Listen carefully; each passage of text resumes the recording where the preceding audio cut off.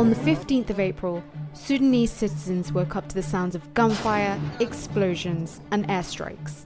After weeks of tension, clashes broke out in the capital Khartoum and other cities between the Sudanese armed forces and the powerful paramilitary rapid support forces.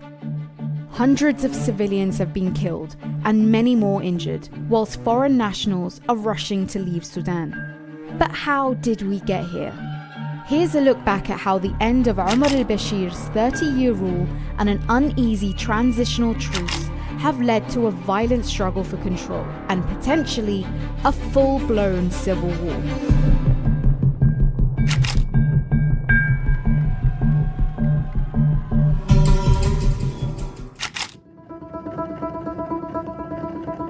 On the 11th of April 2019, longtime Sudanese President Bashir was forced to step down by the army, following months of nationwide anti-corruption protests calling for an end to his grip on power. The military swooped in to consolidate control, suspending the constitution and imposing a 3-month state of emergency. A transitional military government was formed, but the protest movement persisted, demanding the transfer of power to civilian authorities. 2 months later, militias linked to the RSF killed at least 128 protesters in what was dubbed the Khartoum massacre. In August 2019, Sudan's civilian and military leaders signed a historic accord, agreeing to power share for a 3-year transition period. Abdullah Hamdok emerged as Sudan's civilian leader and elections were scheduled for 2023. But the country's transition to civilian rule was shaky and short-lived. Fractures began to emerge in Hamdok's new government, and mass protests continued as the COVID-19 pandemic exacerbated the economic crisis. On the 25th of October 2021, the transition towards full civilian rule came crumbling down during a coup led by 2 of Sudan's military strongmen.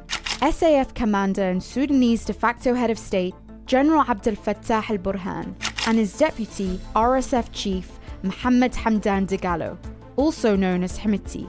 While anti-coup protests resulted in Hamdok being reinstated as prime minister, he was unable to form a new government and resigned in January 2022.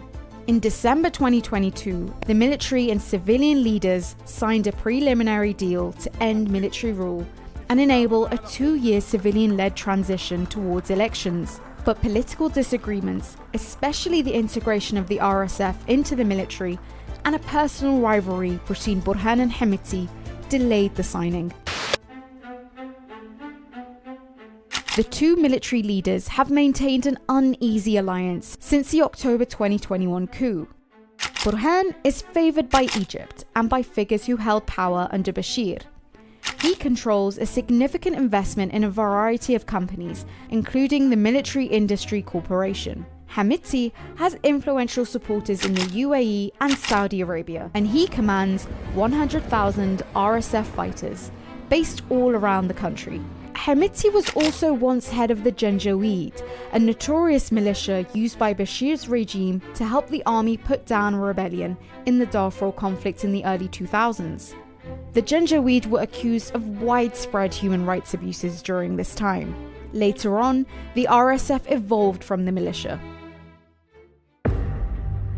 Tensions between Burhan and Hemeti came to a head on the 15th of April, after the SAF warned of the mobilization of RSF troops in Khartoum and other cities without official approval. Both parties have accused each other of instigating the violence, with Burhan labeling the RSF as a rebel force and Hemeti blaming Burhan for the country's destruction.